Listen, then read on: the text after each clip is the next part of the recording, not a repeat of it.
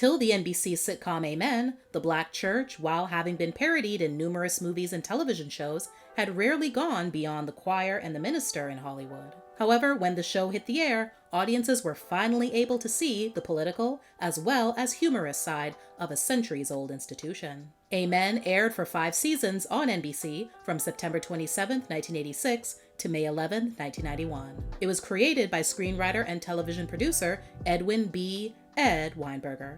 He also served as one of the executive producers. The theme music, called Shine on Me, was composed by gospel singer, songwriter, arranger, record producer, and pastor Andre Edward Crouch. It was performed by gospel singer Vanessa Bell Armstrong.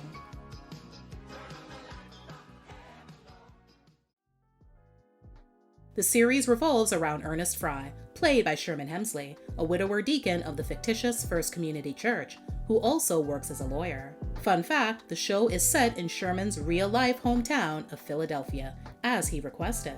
His daughter, Thelma, played by Anna Maria Horsford, has a thing for the new young pastor of the church, Dr. Reuben Gregory, played by Clifton Davis. They would eventually marry in season 4. In the series finale, Thelma gives birth to the couple's first child. Fun fact, Anna Maria Horsford also played a second character on the show. In episode 11 of the 3rd season, she plays her own mother, Lorraine Tillman, when Ernest recalls how he met her during the Korean War. Clifton actually left Hollywood in the late 1970s after his ABC sitcom, That's My Mama, ran out of steam. He then enrolled at Oakwood College in Alabama to pursue a degree in theology. Even though Hollywood was the farthest thing from his mind, when he finished his studies, several of his friends suggested that he not let his acting ability go to waste, as long as it didn't compromise his faith. He told Jet magazine in 1986, "I didn't want to lose faith by getting involved in the Hollywood scene. Out of the blue, there was a need for someone to play a minister in a new show. Reuben Cannon suggested me." He had some initial reservations, though, about the way the Black church would be shown. There are no buffoons. It's not like Amos and Andy. Sherman does some foolish things, but that's comedy. It works. Clifton also had more than a few personal reservations about going back to television. "I was afraid to go back. I didn't know if I could resist the temptations of that lifestyle until I knew of my spiritual strength and confidence. God had rebuilt me and prepared me to minister in any community. He's with me wherever I go to minister. So readjusting has been easy. 3 or 4 days into rehearsal, it was work as usual." As far as Sherman, his vacation from the public's TV screens was quite short. His last hit, mega hit if you will, The Jeffersons, had ended just the year before. "I had gotten all kinds of offers. I didn't know if I'd get anything this meaty. You have to think about the show and if it's going to have longevity. Family comedies are in abundance. The kids have enough shows. This is a funny adult show." Anna almost wasn't Thelma, since, according to her in an interview with Get TV, the head of NBC casting didn't want her. She didn't even find out this information until 2 years later. I said, "Why?" Well, his argument was she doesn't have sitcom experience. Then someone finally told him, "Nobody who is an African-American actor has sitcom experience except Isabel Sanford. There's only one Black TV show." So they didn't audition me, but Ed Weinberger brought me to see him. While she was asked to prepare a comedy monologue, which she did, Anna and Weinberger just ended up talking for an hour and a half. He said, "So what do you think of the concept for the show?" I said, "If you do it right, Black people will love you.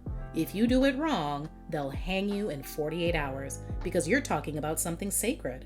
And he said, "What's that?" I said, "Jesus. Every Black person is a member of a church. Whether they leave it, they had their foundation in it. So you have to do it right."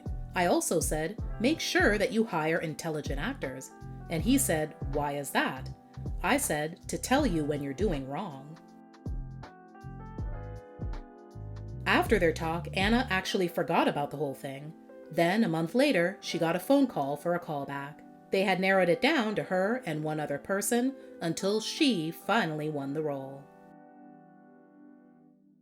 Sisters Amelia Hedebrick, the church secretary, played by Roz Ryan, and Cassietta Hedebrick, the church trustee, played by Barbara Montgomery, both always had a lot to say. Barbara was the only original cast member to leave the series, as she went on to star in ABC's Married People in 1990. Oddly, her character's mysterious disappearance was never talked about. Fun fact, Barbara and Roz ended up being sisters on the show after Ed Weinberger liked their dynamic with one another during their audition. Raleigh Forbes, played by Chester Hairston, was an elder church member who often acted as the voice of reason. In season 2, Raleigh gets a love interest in the form of Leola Henderson Forbes, played by Rosetta Lenoir, who later becomes his wife. By the second season, the show was considered a bona fide hit. Both Sherman and Clifton reportedly said that the reason the show became and maintained its success was because of the entire cast's chemistry and camaraderie with one another. Roz gave Sherman much of the credit for keeping the show laid back. He's a peach, and it's like if he's not going to be a problem, then no one else is. We've all been through our shares of ups and downs in the business, and by the time we all came together, we were prepared for each other. Sherman is like a black Charlie Chaplin. He's wonderful. Not surprisingly, Amen had to be compared with television's other successful series featuring black performers, namely The Cosby Show and 227. But according to Clifton, there is no comparison. The fact is, we're apples and oranges. We happen to be black, but we're different kinds of shows. There is no rivalry. If we were opposite one another, we would be rooting for one another. We know each other. In season 3, 2 new cast members were added. A Swedish housekeeper Ernest hires named Inga, played by Elsa Raven, and Chris, a young boy who's a neighbor of the deacon, played by Tony T. Johnson. Lastly, for the 4th and 5th seasons, Rosetta Lenoir is replaced with Montrose Haggins to play the role of Leola Forbes. Rosetta left Amen to star in what would become a hit sitcom in the 90s, Family Matters. A street kid and protege of Deacon Fry, Clarence, played by Bumper Robinson, is also added towards the end of the series. Now, here are some more fun facts about Amen. The Mount Pisgah African Methodist Episcopal Church in Philadelphia was used for exterior views of the First Community Church. Consequently, it became known to the nation as the Amen Church. Sherman Hemsley is only 10 years older than Anna Maria Horsford, who plays his daughter. Clifton told Jet magazine in 1986 that he was apprehensive about working with Sherman because he'd heard rumors that he was difficult. He came to find out, however, that it was all a lie, saying Sherman was actually shy, giving, not on an ego trip, and terrific to work with. The series was produced by Carson Productions, owned by late-night talk show king Johnny Carson. According to Carson's lawyer, Henry Bushkin's autobiography, Carson loved the show's premise, but came to detest it over time as he kept quarreling with the show producer, Ed Weinberger. Carson believed that certain jokes in the script would not score with the audience. Weinberger would explain that unlike live television, which was Carson's domain, situation comedy delivers their jokes to the audiences in a different way. As Weinberger was able to turn Amen into a hit, proving to Carson that he knew the best direction for the show, Carson ultimately relented and left Weinberger alone. Yet, according to Bushkin, with his ego bruised, Carson eventually became indifferent to the series. According to Sherman, Amen ended when it did because Carson was also ending his decades-long talk show around the same time and wanted everything else he was affiliated with shut down too. Chester Hairston died in Los Angeles of natural causes on July 18, 2000. He was 98 years old. Rosetta Lenoir passed away at Holy Name Hospital in Teaneck, New Jersey on March 17, 2002, due to complications from diabetes. She was 90 years old. Sherman Hemsley died at his home in El Paso, Texas on July 24, 2012, due to superior vena cava syndrome, a complication associated with lung and bronchial carcinomas. He was 74 years old.